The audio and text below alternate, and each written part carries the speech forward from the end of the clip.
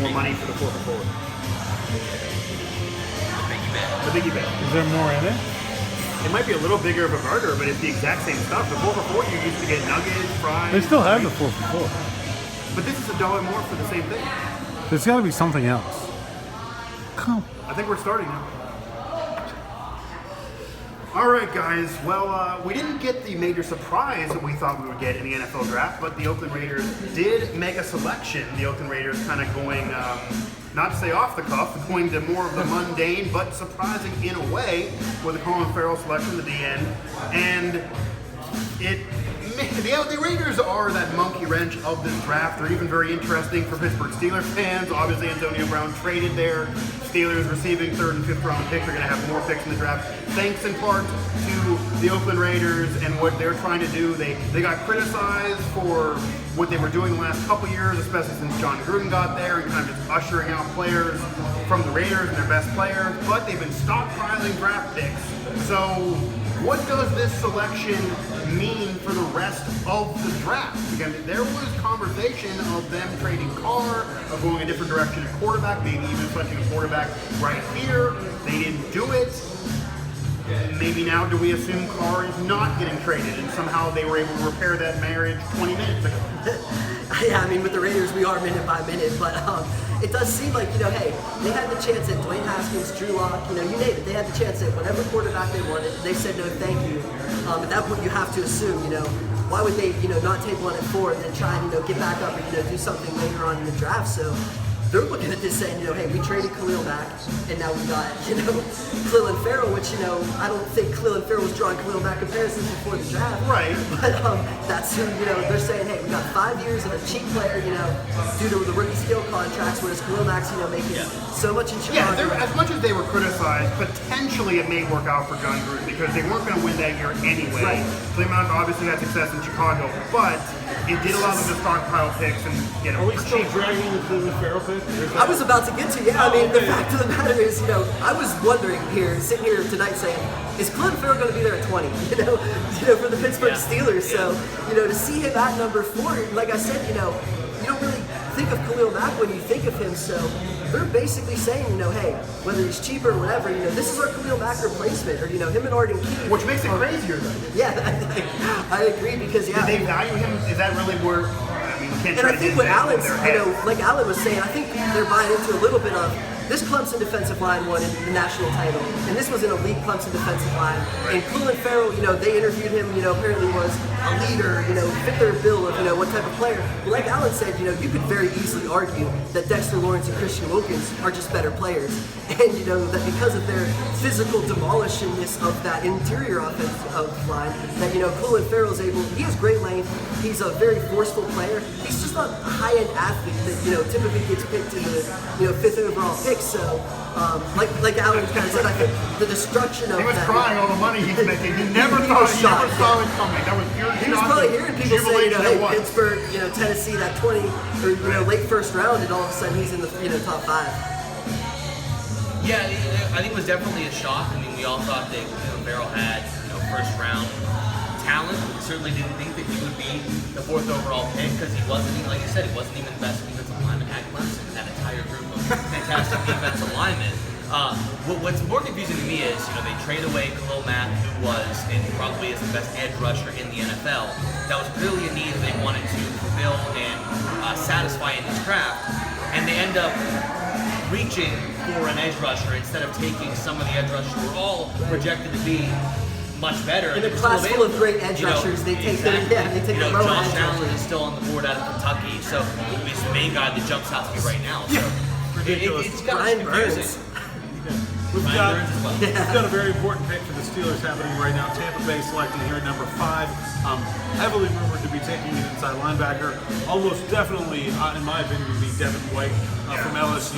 He's been mocked there for months. Since the combine, yeah. Pretty much. And if that happens, I think you have to think it significantly reduces the chances of the Steelers getting an inside linebacker at 20. It seemed unlikely anyway. They would have to give up too much to do it.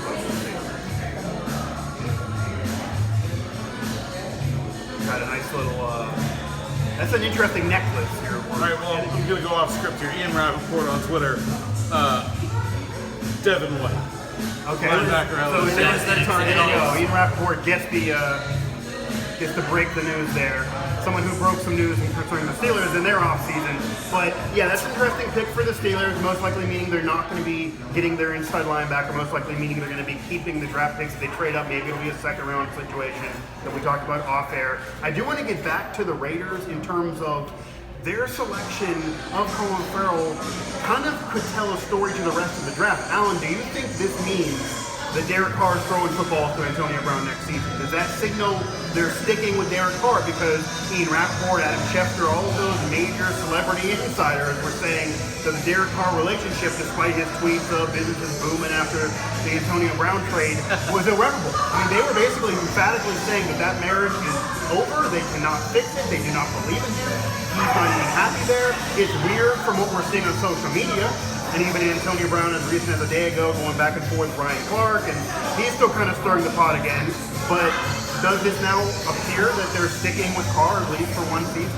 If they aren't, it's not going to come in the draft. I mean, Which then again leads you to believe they're probably sticking with him. I mean, I would think. I mean, listen, trades could happen. There are other quarterbacks out there that are, I mean, probably at least a little bit available. A better option, though? There's a guy in Arizona, I think. Right. You know. Right. Who's definitely available. So there's Definitely available. there's options out there. I think it makes it a lot more likely. I think the one thing is that, like, how much rope does John Gruden have here? I think that's All the rope. He really does with his contract. He just went like Cleveland Farrell. He's got as much rope He's as there. he He's has. a 10-year contract. He's beloved there. He led them to most of their success they've had in this century. I feel like they're giving him a lot of rope. At least more than one season. A fascinating amount of rope. I feel like he's at least he's taking them to at least Vegas. I feel like they're going to Vegas with Gruden, probably with Antonio Brown. They're going to Vegas with that group. because I think that is the team that has right now, given what they've done to this point in the offseason, has the highest beta. They could have significantly made their team worse than it was at the end of the 2018 season to the point right now. And I mean, you can say that more than anybody else. They're at least going to be entertaining, though, which goes again to going to Vegas. Well, sure. They could be good. Listen, Cleveland Farrell's a good player. But see, I think, though, that's why if it were He's me, not a bad player. I think that's why I find the whole Derek Carr thing fascinating and kind of confusing. That if you trade for Antonio Brown, you kind of want to speed up the rebuilding process. You don't want to immediately win 4 games again. You want to try to win quicker. I think even Derek if not, Carr's a good even if, quarterback. well, I'm going to get there. Even if not for a championship right away, but you want to try to speed things up and win quicker. So why get rid of your veteran quarterback that did lead you to the playoffs a couple years ago, that yes had some hiccups last season, but didn't have much around him. They're incredibly chaotic there prior to Gruden and maybe even with Gruden. I feel like I wouldn't give up on him. This is the best available option right now. I think Derek Carr remaining their quarterback would be the one thing they've done this offseason that would make sense. Even if it's accidental. 'Cause maybe Even if they Yeah. tried to ruin it, and maybe they even threw some information to the insiders to try to kind of muddy their waters, but maybe they're stuck with them. I want to give Cale here first, but the New York Giants are about Cale to is pick excited. That's what I was saying. Cale's excited. I wanted to say here, and I've heard from a lot of New York Giants fans, they're going to be livid if they don't pick the player who I think they should pick right here. They should absolutely take Dwayne Haskins to be their next quarterback, to be the heir apparent. And they're showing him right now, so maybe it is Dwayne Haskins. And there's been some rumors, and there's been some New York. I've been hearing a lot of rumors and reading stuff this week that they don't think they need to take a quarterback, or they can wait to take a quarterback. No, Daniel Jones is not the answer. It's not Drew Lock. Dwayne Haskins is the best quarterback available in this draft at this point, with Kyler Murray being gone. You have to take the quarterback when you have the opportunity. You passed last year. There's no waiting until next year to get Tua or Justin Herbert. Okay, these fans are starved for something positive. And they hate Gettleman. I mean, hate they might Gettleman. honestly fight him in an alley if he walks around with the lights on. They do not like Gettleman right now. Exactly. There is no Giant fan that likes him. I mean, you just traded away Odell Beckham Jr. Landon Collins just walked. You didn't even franchise tag him, right? I mean, two of the best players at their positions in the league. You absolutely have to take a sexy pick here. You have to take a sexy pick and take the quarterback that will take the reins from Eli Manning. He fits their system. He fits them perfectly. And you're giving me a smirk like that's not who they took. We're about to find the out. thing Here is, we go. I agree with you, but Recruiter's a fascinating tool. everything that's been out for the New York Giants, and there's a selection we see our producer Mike Vukovcan with his eyes wide open. What is it? Daniel Jones. No. The meme of when Brock Lesnar beat The Undertaker at WrestleMania is exactly what Mike Vukovcan provided. I'm not so surprised. this is actually, I'm not I surprised. need Cale to sit down again because this is interesting. Because Cale, I'm not surprised. I agree with you. They needed to take Hackins there. They needed to take a quarterback. But this is the weirdest part about it. And his eyes were open probably because of this. They need a quarterback to replace Eli Manning. They do draft a quarterback. It's not who you would think. It's not Hackins. They do draft a quarterback in Jones out of Duke, who dealt with a horrible team and a team that was on the rise, so they were a little better than previous Duke teams, but dealing with ACC and dealing with a lot of hiccups at Duke as you would as a football player there. However, a lot of what's coming out of Giant camp and for Giant fans is if they didn't take Hackins, they were going to take a defensive player, they were maybe going to take another offensive weapon, and if you love a quarterback or you need a quarterback desperately, you do it at 6. You don't wait to 17. You can't afford to wait to the 17th overall selection. However, this is what's weird, Cale, and this is probably what you didn't expect, which is why you had to get off your chair. They draft a quarterback, so they do what you're saying. They need to immediately draft a quarterback and cannot wait for the 17th overall pick. But it's not Hackins, it's Jones. I'm not surprised whatsoever. And here's the thing, it comes down to David Cutcliffe coached Daniel Jones. Yeah, and David Eli. Cutcliffe Yeah. coached Eli Manning. So this is the Manning thing This again. is 100% Eli So did Manning. Eli Manning make this Absolutely. conversation? Let's go back a year and a half. Let's go back a year and a half when Ben McAdoo benched Eli Manning. The entire New York exploded. Yeah. And Ben McAdoo Mike lost Francesca his had a job. heart attack on it. Right. He had to come out of retirement just because of that. Right. But anyway. Ben McAdoo lost his job because he benched Eli Manning. Right. And at that point, everybody in New York, from ownership, all the way down, knew we don't mess with Eli until Although it's that's still been controversial because there's been a belief, and some national media members have asked whether or not that was McAdoo who made that decision, or whether or not it came from the top. right. And maybe it did Whoever based made the on what we're decision, seeing. based on the reaction of, like I said, New York City, like 8, whenever Yes. Eli Manning got benched, and ever since then, ownership said we have something in Eli, in terms of our fans cling to this, and we need to support this in any way possible. And this is the guy that Eli Manning signed off on and said, I'll be cool with mentoring this guy to take my place because of the coaching I think you're connection. right. It's 100%. It's I mean, all. this And is goes more back- than people believe in Kobe Bryant No, with this his is hands on the politics. Lakers. This This is Eli Manning running the Yeah, Giants. this is 100% politics. Parker, I think you're absolutely right. I think that's the only scenario where this makes sense is that Eli Manning signed off on it. They want to do right by him. They Yep. said, okay, well, I'll be the tutor to a guy who This is not coached how at you my run a college. football team. But I am in utter disbelief right now.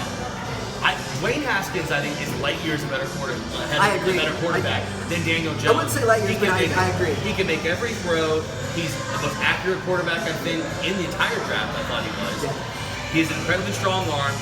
He makes good decisions. I mean, he has prototypical size. I mean, Dwayne Haskins to me seemed like, I think, the safest pick in quarterback. Yeah. Kyler Murray definitely obviously was the Right. first pick, and maybe has the most talent and most exciting pick. But I think Dwayne Haskins was clearly the safest pick at quarterback. And if you're the Giants, I just enjoy watching back our live, which is a few seconds behind, and is Cale praying and confused. And I think he threw a chair for anybody. Hopefully, we had the live during that I'm period of time. just so baffled that the Giants could fumble this pick this badly. Are you guys really surprised though? Because I think this is not only is Eli Manning having his hands on the organization still and being comfortable with a maturation process of somebody that was his college coach now doing the same thing for Jones. Gettleman has made a lot of questionable calls. Before the Odell Beckham Jr. trade, he signed him to a long-term deal a year before, which everyone thought would mean he wouldn't trade Odell Beckham Jr. He then trades him. He gets a better haul for Odell Beckham Jr. than the Steelers got for Antonio Brown, with maybe less drama, but there were still question marks there. But it was after signing him long-term. It was even after keeping Eli Manning last year and making him the starter again after the whole fiasco with McAdoo being fired.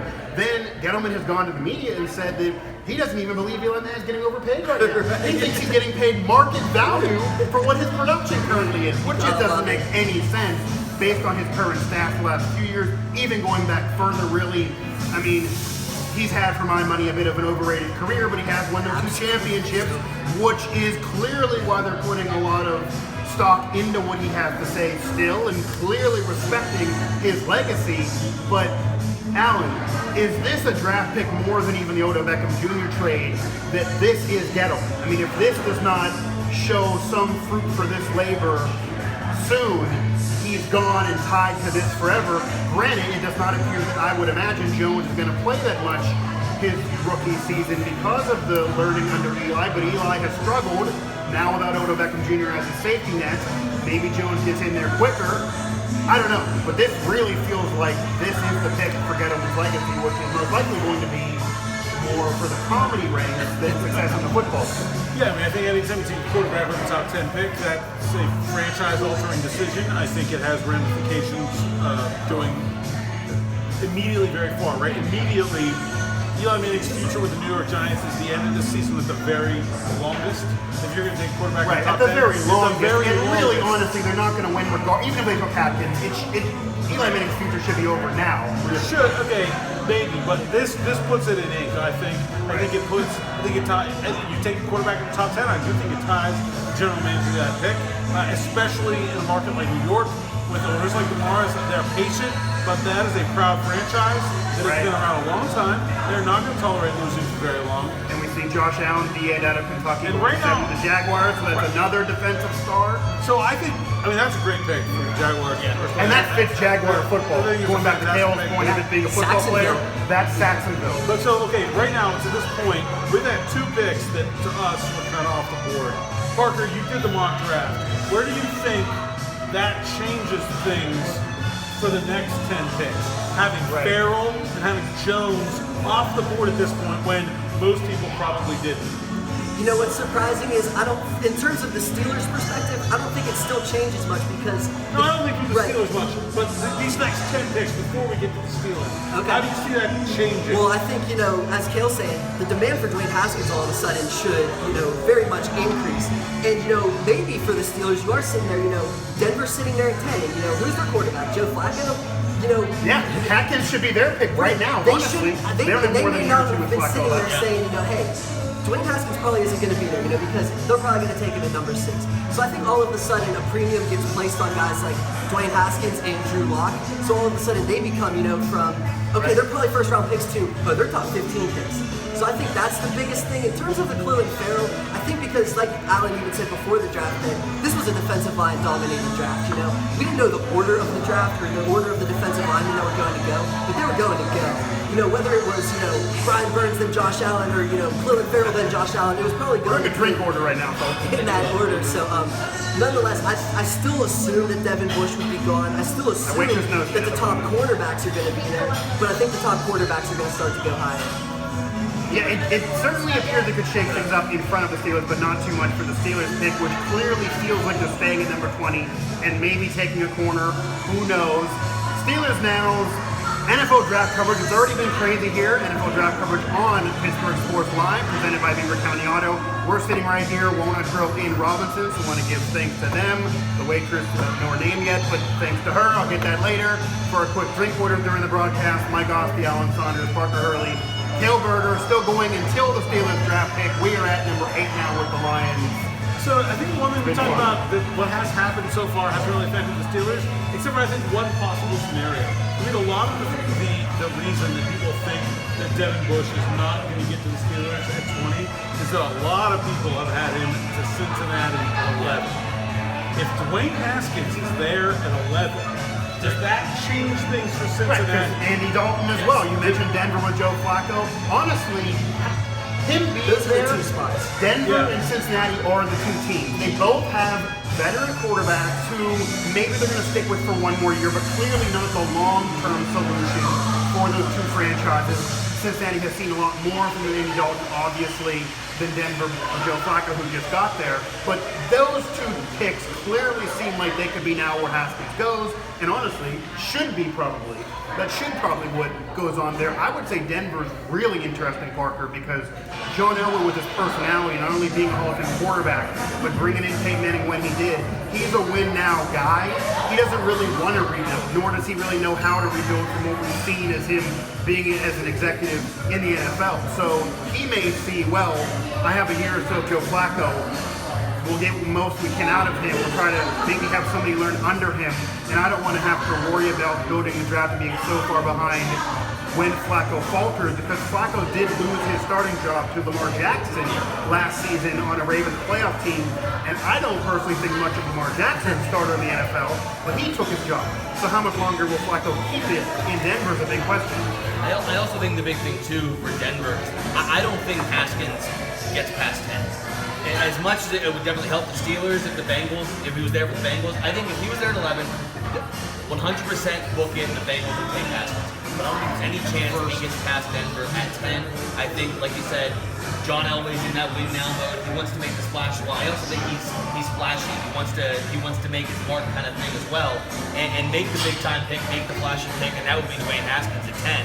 But I think absolutely, if for some reason Denver does not take Dwayne Haskins there, absolutely book it 100%. The Bengals are going to take Dwayne Haskins because they absolutely need a quarterback. First of all, create some excitement because it's in the state of Ohio. Everyone that's a Bengals fan is probably an Ohio State fan, so it's going to draw a lot of fans and it's going to be exciting for the state of Ohio. But also, Andy Dalton for the last 3 years now, everyone's known they're wasting AJ Green. Exactly. They're wasting AJ Green. So part of it is wasting AJ Green, but also they know Andy Dalton's not their long-term guy. They're going to move on as quickly as they possibly can. And if Dwayne Haskins is going to fall into their lap at 11, they're absolutely going to jump on that opportunity to get their quarterback for the next 10 years. I'm interested in Denver, and I think that, like you said, I think Denver we're going to see what Denver, like you said about John Elway. And it would also be sticking it a little bit to the Raiders, because there was conversation the Raiders maybe wanted him, right. They didn't want Derek Carr. If they stick with Derek Carr, they didn't go Haskins when they could have. Right. I think Denver and Elway would love having him play the Raiders constantly for the next decade and beat them. But here's the, kind of the devil's advocate, I guess I could say, or, the case for Devin Bush isn't going to be here, isn't going to slide, is that, while, Elway's the quarterback and wants to, flashy quarterback play, they just hired a head coach in Vic Fangio, who his entire motto is not only defense, a former defensive coordinator, but his entire motto, his entire scheme is linebacker.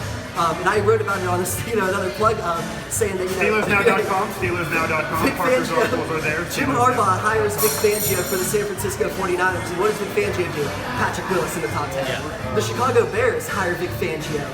And what does Vic Fangio do? Roquan Smith in the top 10. So now you're sitting here saying he likes his linebackers and he likes them in the top 10. And you're saying Devin Bush fits the mold. TJ Hawkinson goes number 9. Yeah, we get our first tight end, which is another need for the Steelers that we didn't mention yet, but we're going to get to the Steelers' offensive side of the football here in a moment. Right. But yeah, just to kind of wrap that up, I think you'll see for sure that, like you kind of said, Gettleman made that pick in Daniel Jones, with the Eli Manning send-off and everything. You'll see if Denver goes quarterback, that's a John Elway pick through and through. If they go linebacker, they defer to the defensive coordinator, who turned head coach Vic Fangio, and, that will be interesting to see. Yeah, and Hawkinson is an interesting pick. I mean, the Steelers were never going to have a chance at getting a tight end this high if he was taken at this point. And it's interesting for a Lions team that's about a lot of weapons, and that's kind of helping them there for a team that was ascending a few years ago, that missed the playoffs. And Matt Stafford throws up a lot of numbers, but they need more weapons around him. He would be a great safety net for him to have for the next decade. That's a position of need for the Steelers that's yet to really be discussed that much. They're losing Jesse James. Vance McDonald's a question mark, so as we're passing the beers, I was going to say I saw that blue moon over there. I don't want to wait too long. All right, it's the slice of summer, folks. It's Cale and I. Thank you, sir. But the funniest thing is, Gettleman right now might have a concern walking into a Walnut Grill in New York City or in New Jersey. Really, he is, I would say, more so than any, maybe you guys disagree with this, going to be an interesting conversation. Is Gettleman and the Giants the executive brass, the GM, upper management that has the most pressure for this draft, especially for the first round of teams that weren't a playoff team, or maybe is it the Raiders? I do think, like you said with Gettleman drafting Jones, that he's, there's some fire there. And like you said, the outcome of Jones would probably decide him, but at the same time... You're not going to gloss over it. I feel like him going outside and hanging out too often is a concern right now. But at the same time, drafting Jones buys you a little bit of time in that, like you said, maybe Eli just has 1 year and that's it. But Eli has that year, and I think Eli signed off on it. Like he's clearly getting the year now. Yeah. He's saying, hey, Daniel Jones. He can throw 40 interceptions. He's going to be there. And he's, it's Daniel Jones isn't ready. He's struggling to Duke. He's a slow learner. We're going to get him up. We're going to give him this full year. Eli's going to take a retirement tour, like you said, Kobe Bryant style. All right. It'll be like Eli does Not deserved. Is he not getting? He doesn't deserve it, but I feel like But he's don't gonna get it. underrate the chance of somebody's giving him a jersey at the end of each game, and that's I happening. mean, this is how it's gonna play out. It'll- And he's gonna have 1 year, and then Jones is gonna have that, quote In the unquote immortal rookie words year. of Draymond Green, I know this is an NFL show, but in the words of Draymond Green to Paul Pierce, they don't love you like that. They don't, but they haven't loved a lot of people like that got these farewell tours. That's true. Yeah, everybody gets a farewell Pretty tour much, nowadays. yeah. So Eli Manning will get whatever you want to call it for his 1 year. Then Daniel Jones gets quote unquote his rookie year. Was that the more year. surprising pick than the Raiders, Farrell? What's been the most surprising thing so far? Farrell was the most surprising for sure. I told him that Daniel Jones is going top 15, and I linked him to the Giants, so I was not shocked. I called it way before the draft. Yeah, I wasn't shocked at all. Okay, brush your So shoulders. if the Steelers want to get up into this draft and get Devin Bush, Right. Buffalo on the clock right now, number 9, Denver at 10. It's got to be one of these two picks, right? Yeah. I mean, it's Gotta not. be. the Well, kind that of- was seemingly the Denver at 10 prevailing- was a lot of the The conversation. prevailing sentiment was it's got to, it's got to be into the top 10 to ensure a shot at him. What would you imagine they would need to give up to do that, though? Probably- We talked about the risk of it in the beginning of the show it's here. the second plus probably. The second and like one of their thirds and a fourth or next year. They have 2 fourths next year, something along those lines. I still wouldn't do it, honestly. As much as that's a need for the Steelers, and it's been evident, and I was at the playoff game when the press box and Brian Shazier 2 years ago was a big hole, even that season that he got hurt. But that's just a lot for the Steelers to give up. They didn't get the first round pick for Antonio Brown that many thought they should have. They didn't even get the haul the Giants got for Odell Beckham Jr. They got a 3rd and a 5th for Antonio Brown and his lunacy, which you can catch all of my coverage on all of my shows there on Mike Drop on Pittsburgh Sports Live. That's all listed for you, as I basically talked about him and his insanity for 10 plus shows that went on so long. Because of that, I don't feel like the Steelers can be that much of a risk taker unless they really feel like this is a future Hall of Famer. Not even somebody that can plug in a need right now, but an immediate Hall of Fame type of player is really what they would need for that to be worth it. So the Buffalo Bills pick is in, so it's not going to be number 9. Reports are it's Ed Oliver, defensive tackle. They need D-line. Lions took T.J. Hawkinson, tight end. It was a player that some people thought might be there after the Steelers at 20. Yeah, right. And they do have that need as well, right? From number 8. I don't think the Steelers are going to trade up. No. It's I don't over think now so. because Denver is going to take a linebacker or a quarterback, and then it's we'll go Cincinnati's gonna take right, the other one. Right, yeah, absolutely, yeah. We'll see from there. So yeah. If the Steelers trade up now with how this unfolded, that would be the new most surprising thing in the draft. I would then be shocked if that happened, and that would be a major risk that I would be very excited for the next Kevin Colbert press conference, because that would then be a major risk of what he had to give up based on what he said in terms of not for need, in terms of value, and not worrying about other teams and not doing mock drafts. I would then ask him several questions in terms of, man, you must have really loved this pick. You must figure this is a future Hall of Famer in order for you to do this. If not, and you're just saying, well, it's a player that's going to be a nice help for us right now, we don't want to put the pressure there, because that's what you know he's going to say, then it's a bit of a concern, and that might be the Bills fan of the century there. I don't go watching this on TV probably while you have the show in the corner of your computer or phone, and that was a Bills fan there. It was an elderly woman with a hat, and I don't Sombrero. know. She had a sombrero on. Buffalo and Bills sombrero. Keeping up, she's a charter member there of the Bills Mafia. But it does appear the Steelers are not able to trade up right now. I'd be interested, we may never know if they really did try do their due diligence, if they felt it was too much of an ask, if they were going to give up too much, or if they just somehow it didn't happen and they were willing to, but it didn't end up occurring. That would be very interesting. I think it was, like you said, that it just became too much of an ask. It almost to the point where, like I'm saying, hey, they might take a quarterback. And if Denver doesn't take a quarterback, Cincy might take a quarterback. And, quarterback prices are different than regular player prices. That's just typically how it is. So I think a lot of teams are saying, hey, if you're going to trade up from 20 up to here, you're going to have to pay a quarterback price. And I think, like you said, at that point, the Steelers have to look and say, then it needs to be a Hall of Fame player. Right. And, even Devin Bush, I think, we all love Devin Bush. I love Devin Bush. I think he's great. They just weren't bad enough to fall Right. into having it be a Devin Bush draft. They missed the Right. playoffs, but they weren't bad enough. They And weren't if you're not awful. going to trade up for Devin Bush this year, why didn't you trade up for Leighton Vander Esch last year? It's kind of how I see it. Yeah. He was closer within range, and they had a chance. So if you didn't trade up for Leighton Vander Esch, then as much as I love Devin Bush, I feel like that's as good as it's going to get. Now let's chime at the bit here. I think that The one thing that that has also sort of affected the way we talk about Devin Bush is that the chasm after him more than the player. Right. You know what? He's a nice player. Yeah. That does It's go the against the urgency corporate and the draft strategy need. a little bit, though. That would be some hypocrisy. He's a top 15 player. I feel pretty confident in saying that. absolutely. But I think it makes it the only reason that the Steelers are even remotely contemplating trading up for him is that there isn't even a guy you could reach for at 20, an inside linebacker. In fact, it'd be a reach if they took an inside linebacker at 50, wherever they're picking the second round. That is the reason that that's the reason if you do it, that's the reason you sell. Well, the reason we didn't trade up for Van Der Esch a year ago, and then we're going to trade up for Bush this year, is that there's literally nobody else to take after him until their third round pick.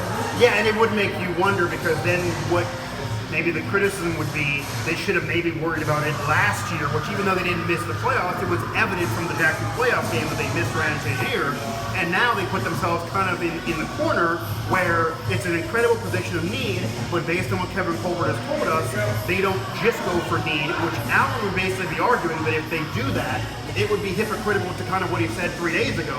It would really be stressing need. And I'm not saying that there's So you're saying it's impossible as a general manager wasn't completely truthful. I'm not. I was there all season. Trust me, in 2 years actually. I was there during the Villanova national anthem fiasco.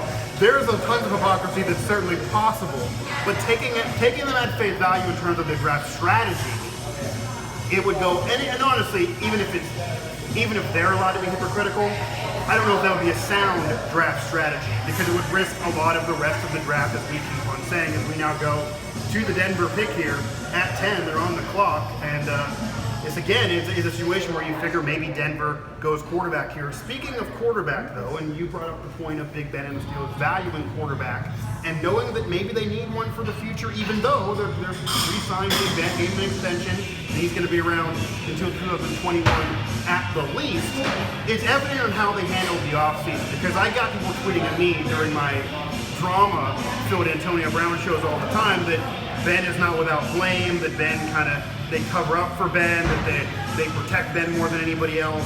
Regardless of anybody's personal feelings on Big Ben or Antonio Brown or anybody else, the reason why you would do that, or why any of us would do that as sound football minds, is because he's a quarterback.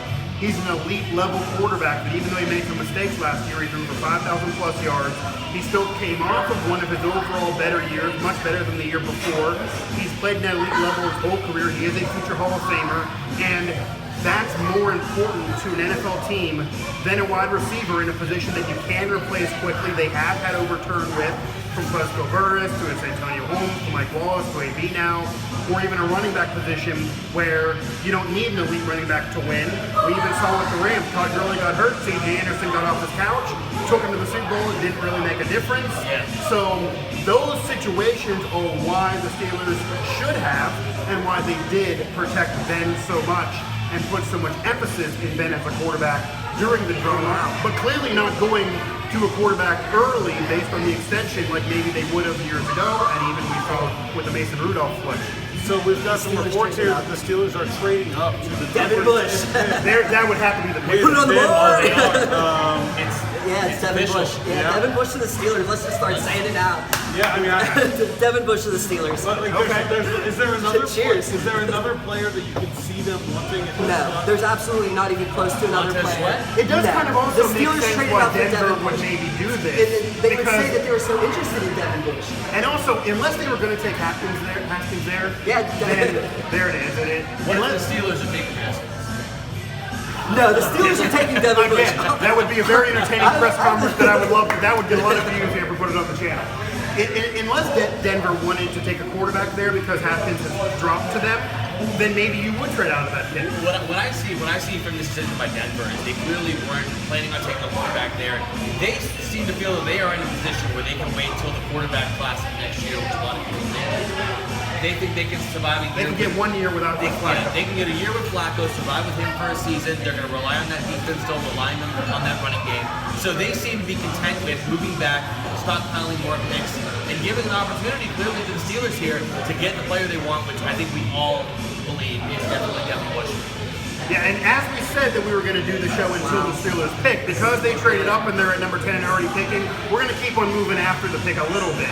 I do want to touch on this pick and then other news for Steelers, what this means to the rest of the Steelers draft now, because there are still question marks on the offensive side of the football that we didn't get to yet. Mike Asti, Cale Berger, Parker Hurley, Alan Saunders, Steelers Now draft coverage here right at the Walnut Grill in Robinson. Thanks to Beaver County Auto as well here on Pittsburgh Sports Live. And guys, again, Devin Bush is the pick. Again, you would imagine he is the pick. The Steelers is the pick. Yeah, definitely Mark the pick. Cabali reported it. Mark Okay. Cabali reported it. I believe Mark, so we're ahead of the TV again. So Devin Bush is the pick. The Steelers clearly, as we mentioned throughout this broadcast, they heavily covet this need.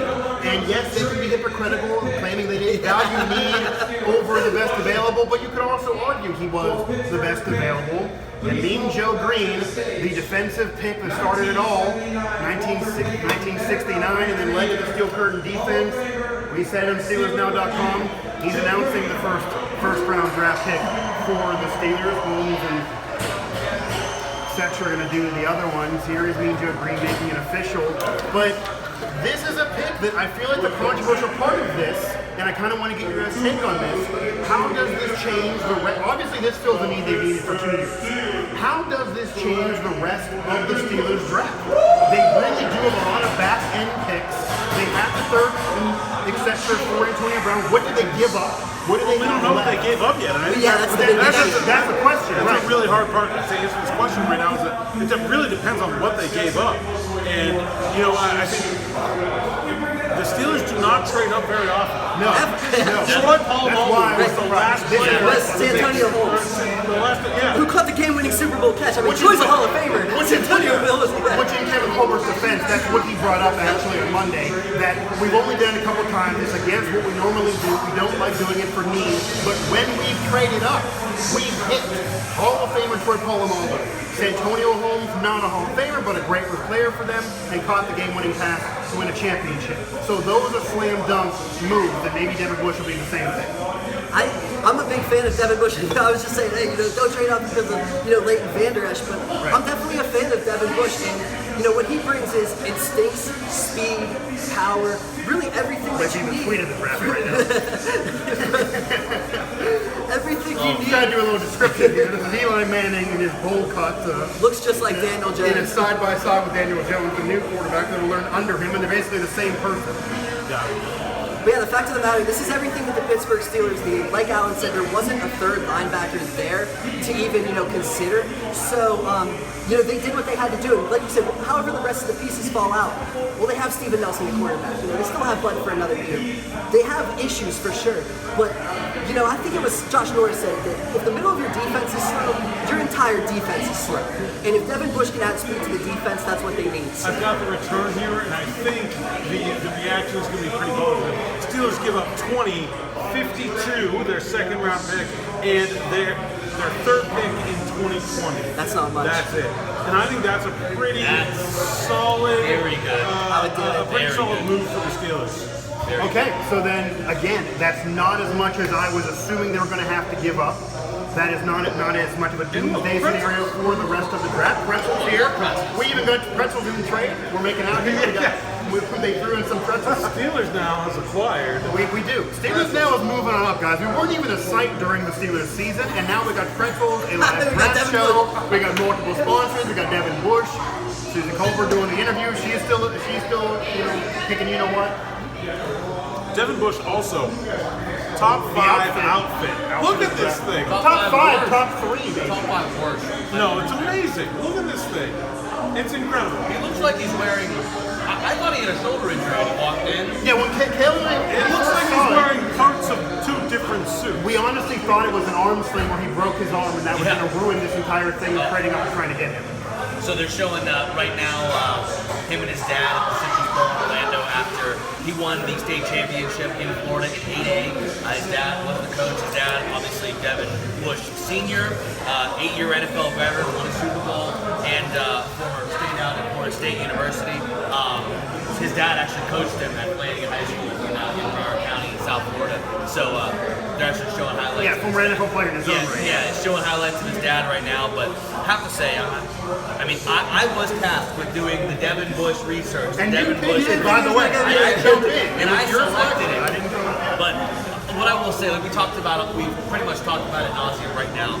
But I mean, he is, I think, the modern NFL linebacker that you want. I mean, he has the speed, like we talked about, that 4.4 340.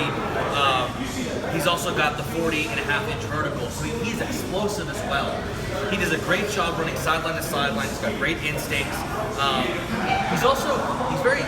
What I think watching him on film, which really impressed me, is he's very patient. He's almost like a running back in the aspect of he lets the blocks develop to end up hitting the hole, like a running back hitting the hole just on the other side of the line of scrimmage and meeting the running back in the hole. My only things that I would say are kind of, I guess, weaknesses of him. Obviously, he's a little bit undersized, but I think, size, just like age, is but a number. I mean, I think if you're a football player, if you're a good football player, if you know what you're doing out there, you have great instincts. 5'9" quarterback just got taken, or 5'10" quarterback. Exactly. The first pick was a 5'9" quarterback. Other thing too, he has a tendency to challenge blockers instead of using his speed and quickness to try and slip them and get around guys. And he is a little over-aggressive at times and has kind of a tendency to over-pursue on certain plays. But he's the 2018 Big Ten Defensive Player of the Year, 2-time Buckus Award finalist. I mean, he is, I think he's a really great chance of being that next great Steelers linebacker. I think Devin Bush is that good, and I think this is a fantastic pick. And I think it's great the Steelers they took their shot and they decided to move up and get the guy that they wanted. I think that's important, and I mean, this is the best available because they moved up together. So I'll defend even what they traded for because you start to look into it. Okay. Feel free to dig in here. The 52nd overall pick. They got the 66th overall pick for Antonio And the Brown. Bengals don't do quarterback. Wow, Jonah Williams So to the Bengals. maybe he's the guy sliding with that Aaron Rodgers type of slide. I'm not putting my mouth. We can wait in a second here for the swallowing. Right, I'll go on my way. So the They'll eat the 60th, shoe, ladies and so you still have the 66th overall pick from the Antonio Brown trade. So you say, okay, we moved back 14 spots. We traded Antonio Brown, moved back 14 spots, but we got Devin Bush in the process. They're going to get a compensatory pick for Le'Veon Bell in the third round, about third or fourth round in 2020. So Antonio Brown and Le'Veon Bell, you lost them, but they actually helped you get Devin Bush.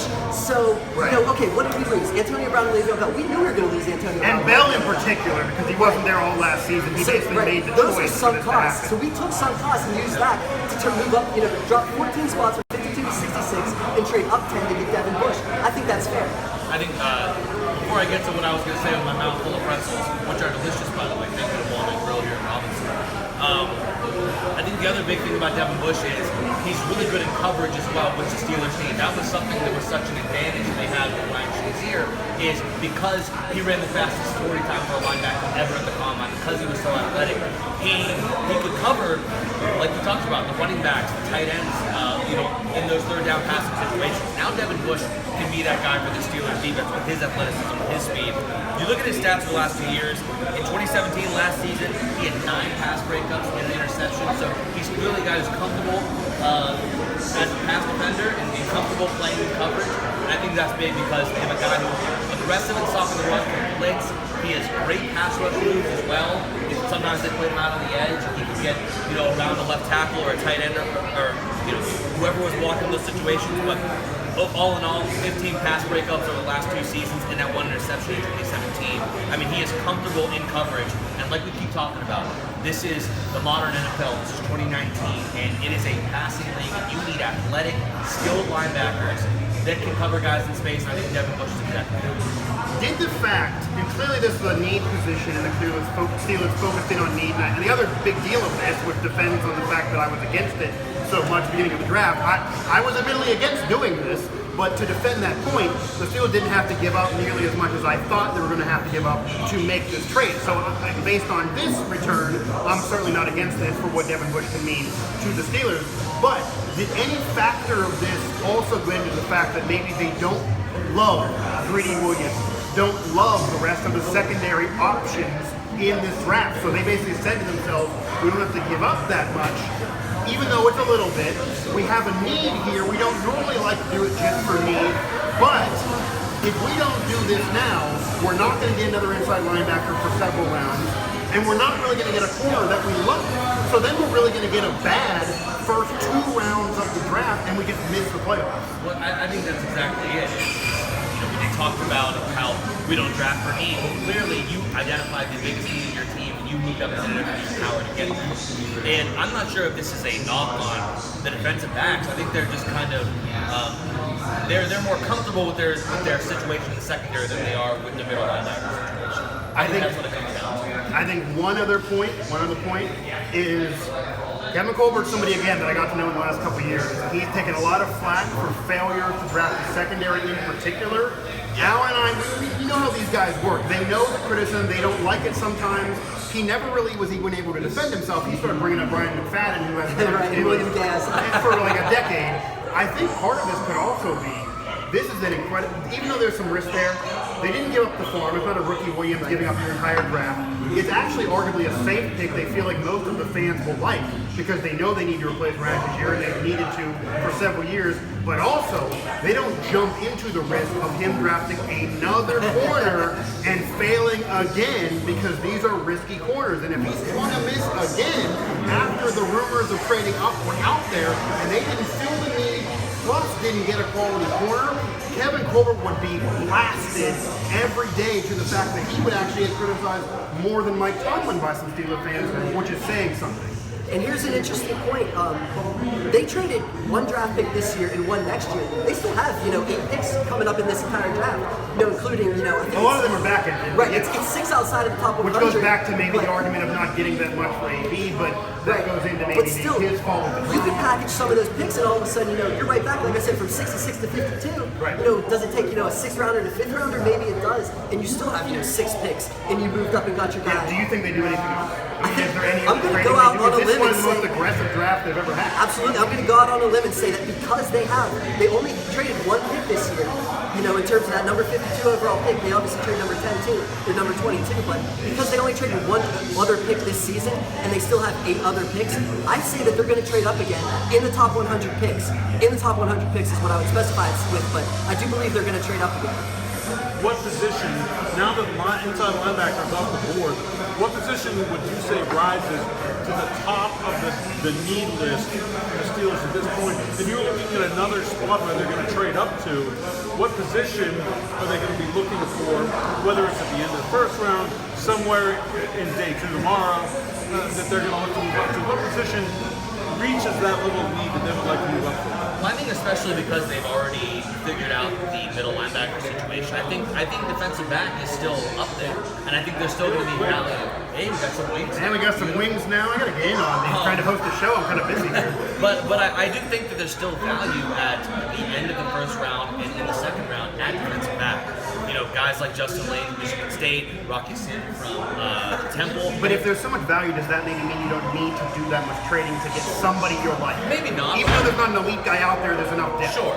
Yeah, there is depth, but I'm not sure how long those guys will last. Sean Gary ends up going to the Green Bay Packers. I think that defensive back, that especially, is still the number 1 need after middle linebacker now. But the other thing too is I think they can also see them moving up later into that second round now to get maybe a tight end, which is still a need, or even a wide receiver, because this is not an elite wide receiver class, but I think it's a pretty deep wide receiver class, and we haven't seen any wide receivers picked yet. So there's going to be guys like whether it's AJ Brown maybe from Ole Miss. I mean, probably DK Metcalf and Kill Harry are going to be gone maybe in the next few picks here, I would think, maybe over the next 10 or so. But if not, We've been shocked all night. If not, I think there's still going to be a lot of value too at the wide receiver position, which we know is another need the Steelers have. They need someone to take some of the coverage off of Juju Smith-Schuster now, the way he did for Antonio Brown in the last 2 years. That's a big need they have also, especially now with Ben Roethlisberger locked up for the next 3 years as well. I mean, they need more weapons, and they need guys that can free up Juju, and now they're number 1 option. So I think those are all scenarios where the Steelers could, move up and get another pick here in the next 2 rounds. Yeah, you actually on the same track of mine right there, right? Hey. Nice, yeah. Fist pound. Yeah. Steelers' obvious other need. Mic Yeah, there you go. I won't do that because if I drop the mic, it'll be into the pretzels, into the wings. Thanks again to Walnut Grill behind me, they're hosting our Steelers Now Pittsburgh Sports Live NFL Draft Show here. Walnut Grill also thanks to Beaver County Auto, one of our Steelers Now sponsors. But guys, That's the other need. That's the elephant in the room. Obviously, defense wins championships. Obviously, they need to fix the defense. Obviously, that's been a problem on what's held them back the last few years. And they're going to still score points without AB and Le'Veon Bell there. I mean, Bell wasn't even there a year ago, which I think is lost on a lot of people. But wide receiver, running back, we had an article on SteelersNow.com. I believe Donnie was the one who wrote that they're still going to look at running back. They're going to maybe look to add protection to running back. So James Conner, he exceeded my expectations. I lost a few bets last year in terms of the touchdowns that he got. I didn't believe in him, but he ended up with a Pro Bowl season. But he fumbled too often and he got hurt. It's going back to the same issues that he had through his entire career from high school, getting hurt, not being durable, and they've had success, as well as the entire NFL has had success with several running backs. D'Angelo Williams helping out Le'Veon Bell, or doing what the Eagles did when they won a championship, or the Patriots winning a Super Bowl with a myriad of running backs. They need protection there. So, based on what you now know for the rest of the Steelers draft and knowing what they still have available in terms of draft picks, obviously Cale mentioned the secondary is still a need. But Parker, what do you see the Steelers doing in terms of the rest of the draft, and how do they fix the offensive side of the ball? What do you think their importance of is on receiver, running back, and even tight end? And I will tell you, Kevin Colbert made it clear, and so did Mike Tomlin, that they do actually feel comfortable with the wide receiver group as it is, and Ben told us all through the season that James Washington can actually step up. He actually can expect a lot from James Washington, that maybe he can do the Juju role of last year that Juju was filling with AB as the one. But without AB there immediately, it's going to obviously take away double protection and put it on to Juju. So how do the Steelers fix their offensive needs in the rest of the draft? Yeah, and I think, like you said, the first step is, hey, we drafted a second-round receiver, and we're supposed to be pretty good at, drafting receivers. And, I think a lot of people were spoiled by the fact that what happened with Juju Smith-Schuster doesn't happen, That rookie season is not how it usually goes. So I think you automatically expect a step forward from James. You signed Dante Moncrief, who, okay, he hasn't been that great. He's still 25 years old, so he's about to hit his prime. So I think, tying in all of these things, that Cale said, Mike said, Mike saying, hey, they're struggling to pick in defensive backs. And we're kind of saying, hey, there's a bunch of defensive backs. There's this group that, it's tough to sort out. Colbert's probably going to make the wrong decisions. So, you sit and wait until 66 and you say, okay, let the board play itself out, take the best defensive back here, and then, like you said, all of a sudden you're sitting there with that 83rd pick in the third round, and I'm sitting here saying, you have all these 6th round picks, all these late round picks. Maybe this is when you identify your receiver and you say, okay, we'll go up and get him now. Is that more of an importance than security at the running back position or even tight end? I would say it's tough because I do believe tight end is in need. I just, it's tough because of who's going to be there.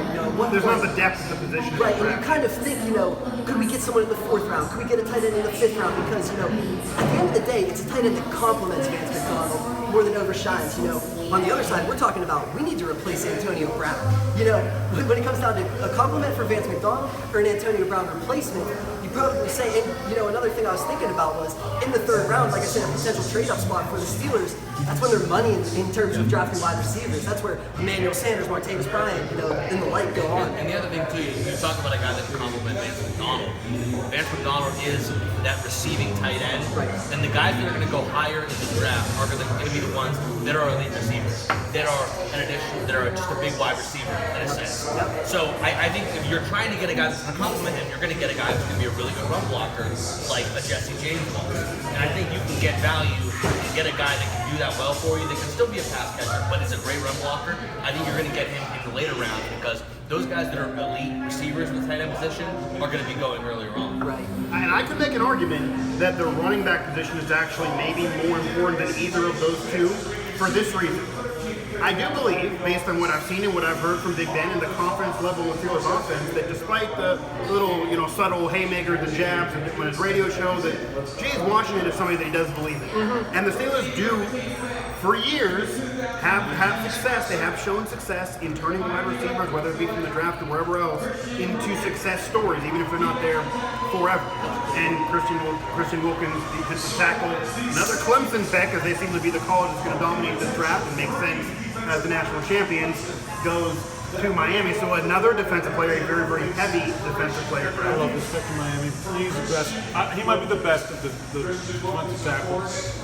and he's available at 13. I mean, they're a team that needs a quarterback, they need some weapons on offense, but this is a major best available need right now for them. And that's what I'm kind of surprised by is we've seen Dwayne Haskins still not picked yet in this draft. Ever since the Giants passed on him to Daniel Jones, and it leads you to believe now, what was the knock on Dwayne Haskins? Was it a character thing? I mean, what was the kind of issue with the meetings maybe with him? What is the issue that everyone has with Dwayne Haskins right now? Because coming in, everyone thought he was the second best quarterback and one of the top players available, and a lot of teams that have already passed up as Christian Wilkins almost took out Roger Goodell. And Roger Goodell doesn't mind. I think he's starting to pick up man. But a lot of the teams that you thought would be going after a quarterback here have all passed, and I think Miami was a perfect candidate because Ryan Tannehill has proven that he's not the answer. And they've been trying to make it work for years. They've tried to get him weapons. They've tried to do everything. They've tried him a new coach. They brought in Adam Gase. That didn't change anything with an offensive line. So they've tried so many things. I mean, I think it's time for Miami to move on from Ryan Tannehill. And I'm kind of perplexed here why they didn't pull the trigger on Dwayne Haskins. That's what it leads me to believe. I mean, what is the knock on Dwayne Haskins that everyone kind of has right now? Well, you know what it also tells me, and what we've seen so far, even though there's been some surprising picks, a lot of these picks are safer picks because these are position of needs. Even the Steelers trading up to get Bush, that's a safe pick that nobody's really going to hate because they know the need of that position. These are safer picks, whereas nobody, and again we don't know the answer, but nobody wants to take the risk of drafting a quarterback here outside of Kyler Murray going in the top spot. A guy like Haskins, who you feel like has done everything you can in college in terms of the numbers, in terms of winning, in terms of the pro-style offense, in terms of the athleticism, in terms of the combine. I don't know if it's the interview. Nothing on social media that I've seen that's crazy. That's the only thing that I can think of is something in the interview process and the pre-draft process. Because I mean, that's exactly what you said. I mean, you look at his intangibles, you look at his whole body of work. He can make every throw. He's got a strong arm. He's an accurate passer. He's a prototypical NFL pocket passer. And, I think he's the best quarterback that was available in the draft, maybe after Kyler Murray, because Kyler Murray was just not the same thing. Was just the Heisman Trophy winner and the guy that created headlines and would excite people. He's also really going to fall now. Atlanta, obviously, with Matt Ryan's not doing this. Washington, even though they're not. Well, maybe they might Washington actually. could. Don't ever count Washington. I think Washington They actually could. Yeah, the Alex Smith experiment has Washington- not worked. They obviously don't have Kirk Cousins anymore. Obviously, after the injury that Alex Smith suffered last year, we're not sure, how long much longer he'll play if he will play. And they brought Case Keenum. Case Keenum's not going to be anyone's answer. He's the answer for Broncos. He's not the answer for the Redskins. So I think the Redskins here, I've seen stuff over the last week that they love Dwayne Haskins. They need so much else. Dwayne Haskins is a guy who is originally from New Jersey, but he played football in Maryland before he went to Ohio State. So he's a Maryland product. Spent a lot of time there. People love him in Maryland, in the DMV area. So I think absolutely here the Redskins. I would be shocked if the Redskins didn't take him. I know I've said that every single Yeah, I'm saying that I'm almost joining guarantees. you now, though. I'm joining you now. If they Yeah. don't do it though, is Cale's. I've learned from the basketball show, he basically curses everything. Whatever Cale says, the opposite occurs or it doesn't come true. So unfortunately, Haskins is sliding. If you want to hear more of my bad takes, then go to Pittsburgh Sports Live. But yeah, they seem to be in love with Dwayne Haskins throughout this process. Potentially trying to trade up to get Dwayne Haskins, and the fact that he's fallen here into their laps, I think it's absolutely a possibility that they're going to take Dwayne Haskins here. I mean, they need a quarterback. That is one of their biggest needs, if not their biggest need. With the situation with Alex Smith, we have Case Keenum now being the temporary band-aid on that quarterback situation. If you're the Redskins, you have to take Dwayne Haskins here, and you have to. I think also a lot of these picks are kind of goodwill picks as well. I think you got to get some goodwill with your fan base as well. Make a sexy pick, get the quarterback to hopefully be the quarterback of the future of the next 10 years. I think that'd be a really good move for them, not only on the field, but also PR-wise. Yeah, I don't know if Daniel Snyder cares too much about PR, but yeah, it absolutely makes sense. And also in that division, it's a winnable division. That division always turns. There's always a different team winning it every year. Obviously, Carson Wentz young, but hasn't been able to play in the postseason. The whole Eli Manning debacle in New York, and seems like Dak Prescott's going to be the starter for years to come in Dallas, but there are some contract issues in the future. There's question marks for every other team at the position, at least in terms of the long term, even if not the present day. So maybe they could get somebody that'll be on a rookie deal, that they'll be able to say slid, they won't have to pay him tons of money right away, and they'll be able to say could be their guy for the future. Atlanta now picking here at 14. So I'm going to turn back to the Steelers a little bit and talk about Devin Bush and what he allows them to do with their defense. How, we talked about this being a position of need. We talked about it being a position that they might trade up to go get. To me, I think one of the most underrated players on the Steelers in the last 5 years has been Vince Williams and his ability to do a lot of different things. He is not an all-pro player. He's not a star player. But he's a very solid player. He's very popular though, and maybe for that reason. But I think if you are able to pair Williams with a guy like Bush, who is just a flat-out better athlete, who's going to be able to cover the players that Williams can, I think this is a pick that makes the Steelers better at two positions in the middle of their defense. Exactly. I think it lets them do some interesting things with their dime and nickel defenses too, because I think Bush is a good enough athlete that you don't have to take him off the field for anything. He can cover anybody. Absolutely. Short of maybe like Keenan Allen. an elite slot receiver. Right. Yeah. Hey, we'll see. Are the Chargers on the schedule? We'll see. They're on the schedule. We'll find out soon They're on enough. the schedule again, yeah. I think this is a move that makes the Steelers better at two positions, both inside linebacker spots. Absolutely. And I think with We already got one fan excited. There you go. It's already popular. with Barron in the fold also now, this is now a deep group with a lot of different skill sets. You could play on obvious passing downs. The Steelers could play Barron and Bush beside each other, take Vince Williams off the field, and go with and stay out of a dime look, but still go with two linebackers who can really, really cover. And I think when we're talking about 2019 offenses, that's a pretty big advantage to just thinking of this from Keith Butler's perspective. This is an enticing move from an X and O standpoint. We talk about it all the time, and spread offense, 2019, this and this and this. How did the Patriots win the Super Bowl? They said, oh, it's December and we're going to run it down your throat. Two tight ends, everything like that, and that's where like you said, Devin Bush, Barron, Vince Williams. They look nachos. They can defend the run as well. Guys. So you look at the Detroit Lions. They overpaid Jesse James. I think we all agree they overpaid Jesse James, only to draft T.J. Hawkinson so high.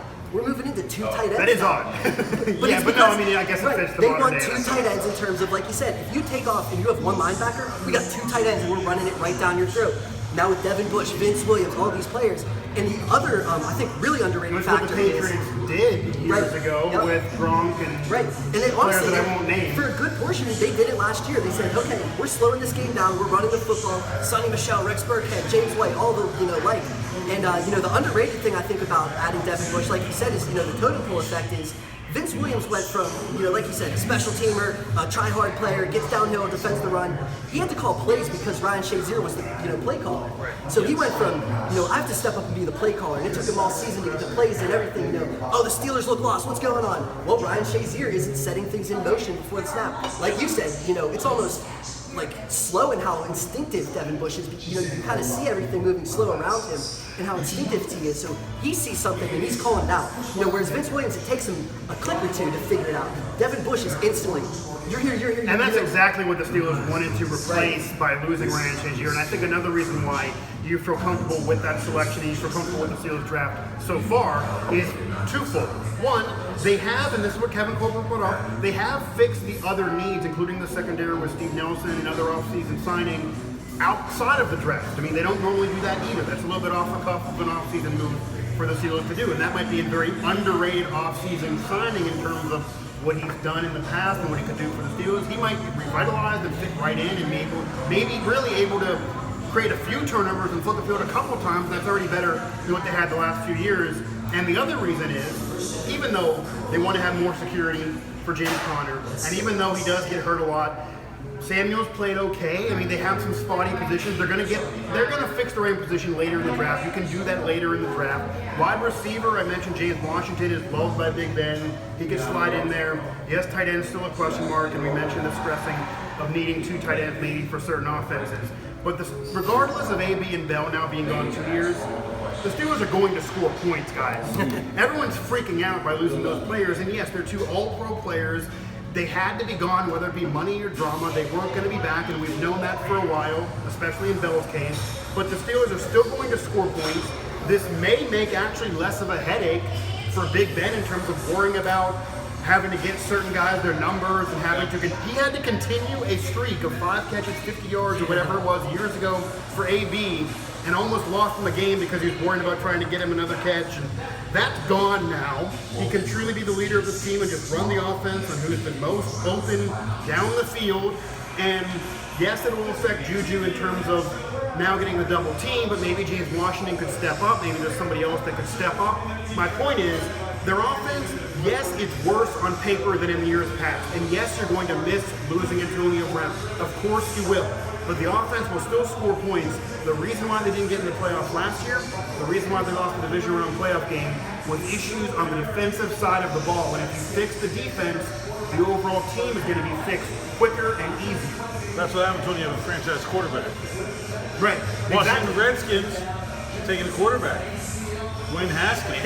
I told you. Like Cale just said, I mean, this is They're stressing it, yeah. this is a place where It's kind of actually how the Steelers took Big Ben many years ago in terms of loving him. It was a Let the quarterback board come draft. to They you. let the board come to them. They didn't worry about the whole mess with Phillip Rivers and Eli and dealing with the top 5. They just waited for Big Ben and got their guy. I mean, this is like draft analysis suicide, but Washington just did a good thing. I'm not quite sure how to react. Okay, well, the here. Raiders still were confusing for you, so they're still around. We can have maybe the Minnesota Vikings will pass on their pick and run out the clock again. Yeah, that might be the. I have some Redskins fan friends. That might be the first Redskins draft pick in the first round in years. They actually are all going to like. I don't know really what's not to like there in terms of their need and the best available. Need good value for the pick. And what happened last year with Alex Smith that clearly didn't work out off the injury. And I, there's not. And they're not a team far away. And there's not a. I think all the time when fan bases want to criticize the draft pick, they sort of focus their angst on another guy. Like, oh well, we could have had. Is there a we could have had right here at 15? No, I not don't really. see one. There isn't another obvious guy that's fallen down. It's an obvious pick for them right here. Not for their need, which was clearly important. Or even anywhere though. Like there isn't an obvious best player available that's so much better than anybody else they could be taking at 15 right here. It's a great pick. And there was for the Raiders, there was even for the Broncos, there was for the Bengals, but no, this is kind of an obvious pick to the Redskins, and they can kind of just say that our draft board changed because of what other teams did. Even though you don't want to act that way, sometimes you live in reality, and this is a need they had to fill. This is an interesting situation now, and Dan Snyder and company pulled the trigger on kind of starting a new era of Redskins football, which was kind of needed in the DMV. And like we talked about, they got a guy who's a hometown guy from Bullis School, Potomac, Maryland. They got a guy who's right in their backyard who fans are familiar with. They watched him grow up. They watched him leave the DMV, go to Ohio State. Now he's returning home. In a sense, yeah, I have to agree with Alan. I think it's an all-around fantastic pick for the Redskins, and they got really good value. So just so we're clear, we all think the Redskins did well. Yes. Right now we do, yes. That's Yes. currently the case. That's Tentatively. Nice. Tentatively. I feel, yes. I Sorry, feel Dwayne that. Haskins, you're screwed. Maybe they'll decide to trade Haskins for, like, I don't know, some new water coolers or something. I'm not Does sure. Santana Moss have a cousin that maybe they're trading for? They Because can seemingly still the mess Moss this- family they always can has to be. still- They can still mess this up. But I do think it's a good pick by the Redskins. Yeah, and as we go through the draft board here right now in the first round, still going here. The Steelers already made a selection, trading up to the 10th overall pick and bringing in Devin Bush, so they get their need, they get their Ryan Shazier replacement. They make a trade that really doesn't give up too much, and it'll still be interesting in what the Steelers can do the rest of the draft. We're here at Walnut Grill, Pittsburgh Steelers Now's coverage of the NFL draft here on Pittsburgh Sports Live. I want to thank our sponsor, Beaver County Auto, and of course Walnut Grill, right here where we're enjoying our feast and previewing the NFL draft. For keep moving a few more minutes here. Carolina right now on the clock, the Giants, Minnesota. I mean, Carolina's a team that maybe needs more weapons. There's different things they may need there. Cam Newton's kind of even been a question mark, actually, declining the last few years. There's issues about his health. I actually had my life threatened on Twitter when I said he might be a little overrated, but we'll see how that goes this year. and what goes on with the Panthers. The Giants are going to pick again, and I want to at least go to the Giants because we had somewhat giant conversation. Yeah. And they picked their quarterback, Daniel Jones. They picked him out of Duke at number 6. Cale almost had a heart attack here. We almost had to revive I almost him. did. There's a glass window to my right. I almost went through. And he's back on the broadcast. But the conversation was that they didn't take a quarterback at 6, which many thought they should have. You got to take your guy if he's available. Then you can't wait around. Then maybe he'll be a defensive player. The conversation's always around Eli in the quarterback position, but they have tons of needs as well, even more than the Steelers in terms of historic franchises needing to fix things. What do they do now? Well, first things first, I will say, with Carolina on the clock, I think Carolina might be our first wide receiver to go. They've been trying to get weapons for Cam Newton for years. Yeah, and it cannot just be Christian McCaffrey. I mean, Cam Newton is failing to complete 60% of his passes, and 50% of them are going to Christian McCaffrey. This is I think the time they finally decide to take a wide receiver, take the top wide receiver in the draft, or whoever they think the top wide receiver is. Maybe we see a DK Metcalf here, maybe we see N'Keal Perry. Regardless, I think this is a perfect opportunity for them to get a weapon for Cam Newton. With regards to the Giants, I think that since we already talked about them getting quarterback out of the way, I think they can go in a lot of different places here. And I think it's a situation where the Giants could go with just the best available scenario. I mean, Jeffrey Simmons from Mississippi State still on the board. Montez Sweat also from Mississippi State still there. So 2 Bulldogs could potentially go off the board here from Starkville. I think the Giants, though, because they've already shored up quarterback, I think they can kind of go in a bunch of different situations. And we know Gettleman loves his interior defensive linemen. There's 2 defensive linemen right here that are the best 2 available players right now. Yeah, he's not really drafting 2019 football. It's a little bit in the past, but he does personally, love his interior linemen. And the Steelers, they obviously get their guy. In terms of the rest of the draft, though, as the Panthers here, I kind of want to hear this pick from the Panthers. Okay, so we're still waiting for a wide receiver. We're still waiting for a wide receiver, and that's actually going to kind of change where I'm going to go. Since the wide receivers are still on the board, does that maybe change what the Steelers are thinking in terms of this is a position of need? We didn't stress it number 1. We got our linebacker. We don't love any of the corners, even though we're going to eventually take one of them. Maybe receiver now becomes a higher priority, or they go get somebody that they didn't think would be there that actually are still around. I don't think so, because I think they feel comfortable in their own ability to get a wide receiver later in the draft. And they've done it, yeah. And it's a deep drafted wide receiver. Right. So I think those 2 things combined, I think they should sit back at the receiver position and say, you guys do what you need to do, and 4th, 5th round, we'll take what comes to us and make the best of it. Parker, And Antonio Brown. I mean, that's what they did with Antonio Brown. I want to go to Parker real quick here. The way things have played out so far, any surprises to you? Just sort of positions that have been emphasized, the order of the picks, and if the Steelers were still picking at 20, I mean, all those guys that we talked about, still there. I mean, outside of that trade, from the Steelers' perspective, it's essentially gone choke, right? Yeah, I would agree. I mean, like you said, I think, and I was even saying, I think the Clelin Ferrell thing is surprising in the fact that it could have been Josh Allen's or, Brian Burns, who just went and picked 16. So, if Clelin Ferrell went 16, Josh Allen went 4, and Brian Burns went where Josh Allen did, I mean, that's about, where we would have it. And like I said, I think, Daniel Jones might be a top 15 pick. If Haskins went 6 and, Daniel Jones would have went 15, it's almost, a little bit of the order's different, but like you said, and, hey, Mel Kiper was on it saying the Steelers at 20 would have the chance to take the best quarterback in the draft, or the first quarterback in the draft. And there's definitely a chance that at 20, there might be the best quarterback in the draft. I think, like Mike was saying, and I think I went back to, the way that you miss on corners and the way that there's like 8 guys clumped together, that you could let one fall to you, and all of a sudden, the quarterback run doesn't start until 40, and all of a sudden there's a decent one there at 66. So I think in that regard, and if Denver doesn't go cornerback at 20 and it falls later, that's even better for the Steelers. And to me, I think that makes the trade look better, right? Because there's, if the Steelers trade up and then all of a sudden there's a player that was just unexpectedly hanging around there at 20 that you'd think afterwards, oh, well, I mean, you got it. They could have had, whoever, that fell out, that was a projected top 15 pick that fell down to 20. The lack of one of those guys, to me, makes this trade look even better for Kevin Colbert, because the opportunity cost of moving up from 20 to 10 is you do lose the ability to take advantage of a mistake from somebody else and take a player that falls to 20. If nobody falls, if nobody goes way off the board, then to me, I think the trade looks even better at that point. To be honest with you, and this is Steelers now, so this isn't Broncos now, you could argue maybe the Broncos messed up in this draft. Maybe it's perplexing for the Broncos. I know if they weren't going to take a quarterback, maybe they're waiting around with one more year of Flacco. They have other needs, though, whether they stressed them or not, and they didn't get as much of a haul in return as almost everybody thought that you would have to give up for that situation. So the Steelers kind of got a relatively favorable trade.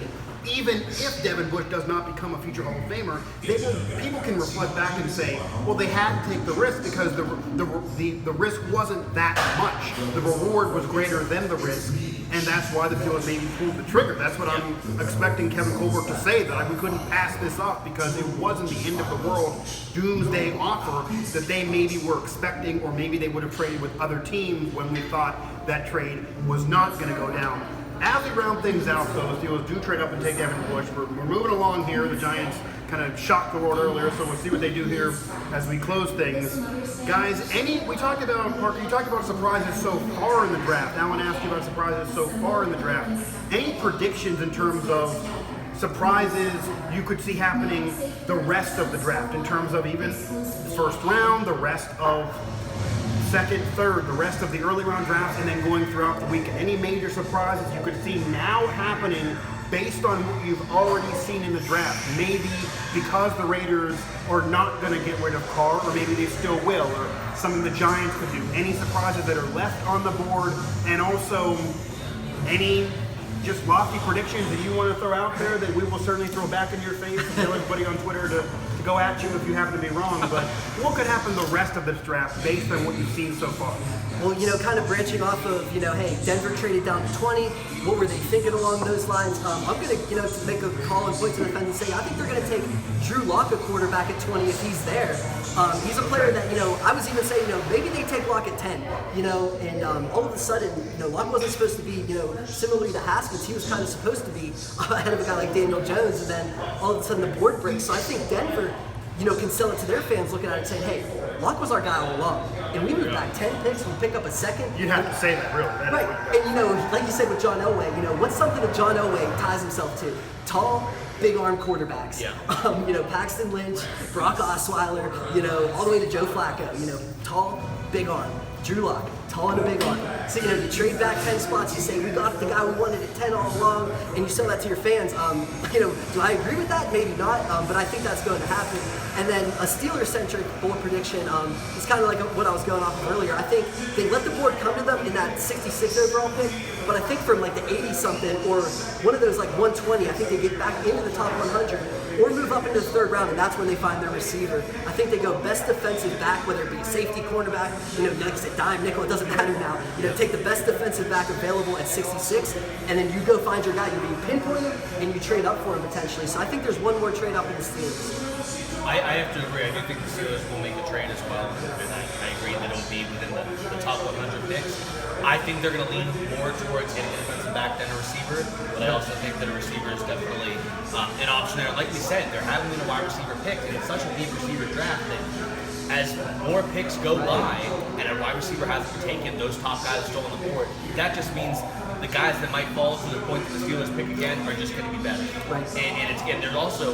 This entire draft may actually fall into the Steelers' lap. Exactly. There also hasn't been a defensive back taken either in this draft. So two of the areas the Steelers need, two of the areas that I would say are fairly deep also no one has been picked in either of those position groups. So if the Steelers are able to make a move and move back up into the second round, possibly, I think they're going to get great value if they go for either of those position groups. One of the things we talked about is the reason that we thought the Steelers might trade up was just the sheer number of picks they had. Yeah. But something that's interesting is by trading the 2020 pick instead of a 2019 pick, even though they already traded up once, they still have a lot of picks. And that's why I didn't want them to do it, because I thought they were giving up too many of those later picks, but they're not really. They didn't have to. No, they still have 9 picks in this draft as we sit right here, right now. And honestly, I don't think they're going to make 9. That's too many. They're not going to take 9 players that are rookies onto a 53-man roster. They wouldn't make There's just not a chance. So, I mean, 3 of those are 6 and one's a 7th. So those are throw-ins to trade up. Yeah, in they my are. opinion, And so I think at some point you're going to see the Steelers move up again. I actually feel more strongly about this than I would have about them trading up in the first round. I think it's almost a certainty that at some point the Steelers are going to move up, whether it's into round 2 tomorrow, whether it's moving a 3rd pick into that top 100 tomorrow. I think you're seeing, or even, after that second day, moving to the very top of the 4th round.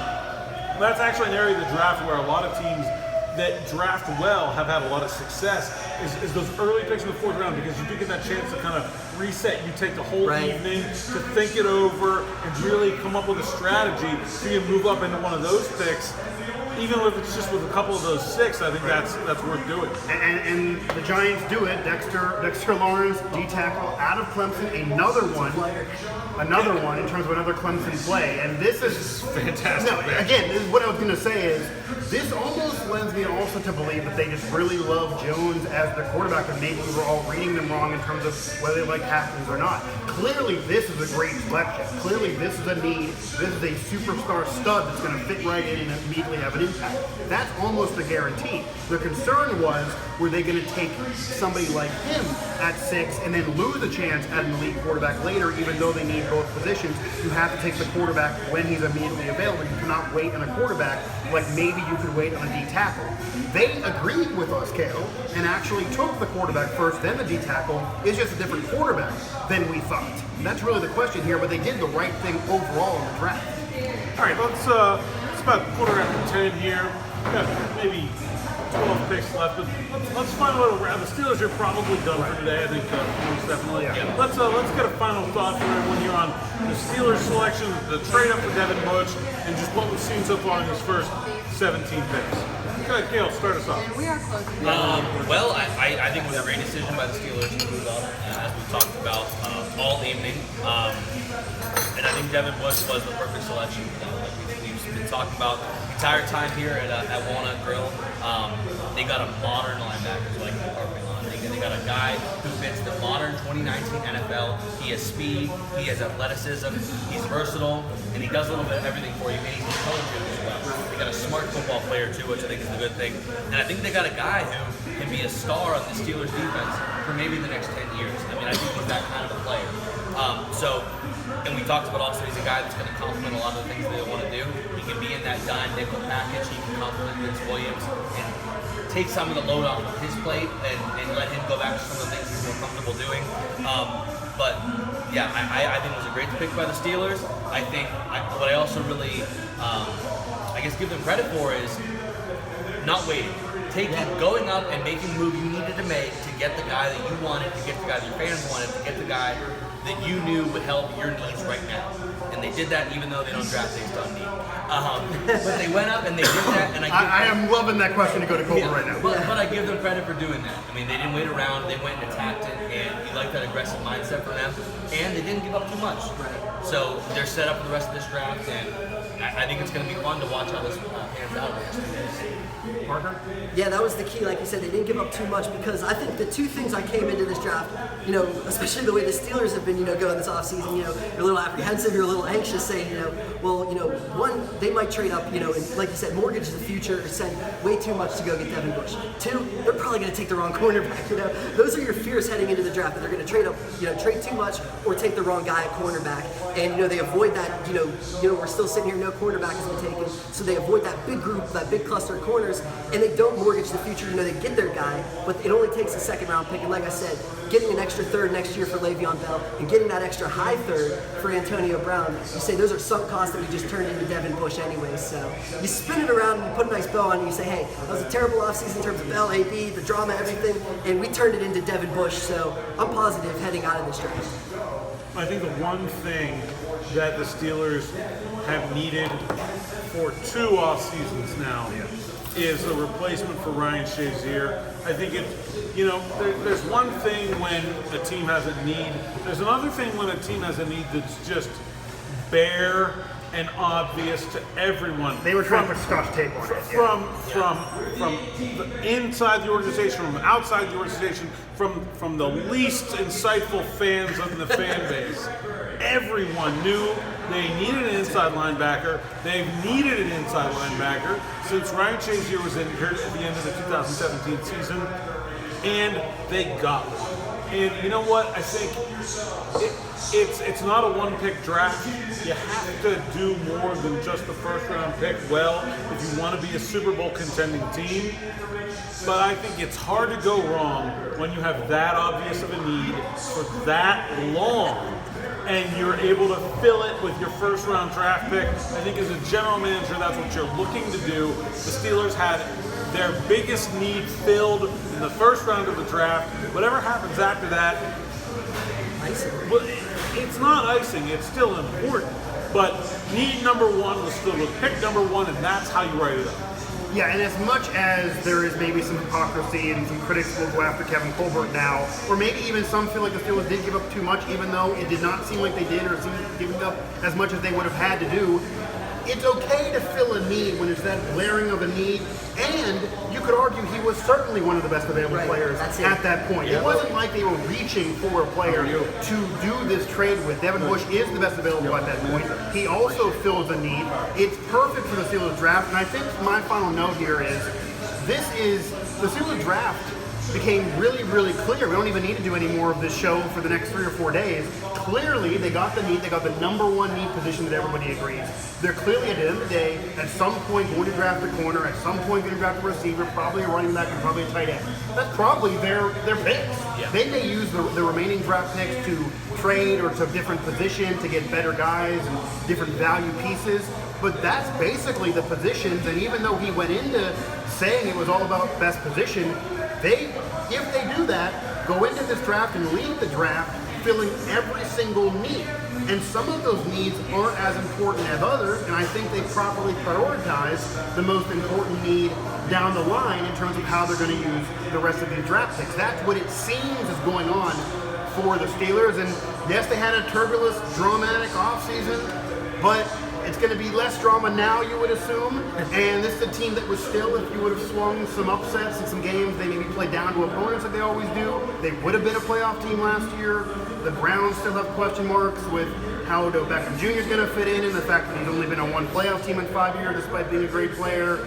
Baker Mayfield is 2nd year in the league, and the Bengals are a mess. The Ravens, I have question marks on Lamar Jackson. It's not out of realm of possibility that one of these draft picks, even if one becomes an impact player, they could immediately win the division and they could be back in the playoffs. It does not have to be the doomsday that a lot of Steeler fans are expressing, especially after the drama. And that's coming from somebody that usually is not a glass half full guy. But that is how right now it's appearing. It does appear that they're leaning towards a B or above draft based on. Even if these guys don't pan out, I think the one defense of the Steelers and their brass on how they will do this draft is they went for it, they took the risk that nobody ever thought they would, and they're kind of low risk risks. They didn't give up that much, and whoever they get remainder, whether it be Grady Williams or whoever, even if they don't work out, no one's going to say, oh man, you should have taken somebody else or that was an awful draft pick, because hindsight being 2020, those are obvious picks at the time, and there's no true great elite receiver or corner, so taking any of them, you're bound to have somebody improve your need even if it doesn't become an all-pro and Hall of Famer and fill it for the next decade plus. But that's all we have here for you. Steelers Now, Pittsburgh Sports Live. We want to thank Walnut Grill, who not only hosted us here for our NFL draft show, but also provided this tremendous feast in front of us. Again, I don't know the waitress' name still, so we'll give her dap at some point. We'll tweet her or something. Thank you to her, though. She was nice, and she dealt with this, which is a lot to ask. Also, Worse than usual. yeah, and also thanks for anyone, as I see, sticking with us to the entire live for this edition of the show. We don't know what happened in terms of the other options, or I might have had 3 or 4 opens to this show, but thanks for bearing with us for this program. We'll try to do more of these lives, more of these shows, more of my coverage on my shows for Pittsburgh Sports Live, and maybe more appearances at restaurants like this, thanks to our sponsor, Beaver County Auto, in addition to Walnut Grill. For Cale Berger, Parker Hurley, I'm Saunders, I'm Mike Asti, and wow, I guess to say the least, but the holiday continues to roll on, and now it's full-fledged off-season for the Pittsburgh Steelers, which means the polarizing vortex that is Steeler Nation will continue.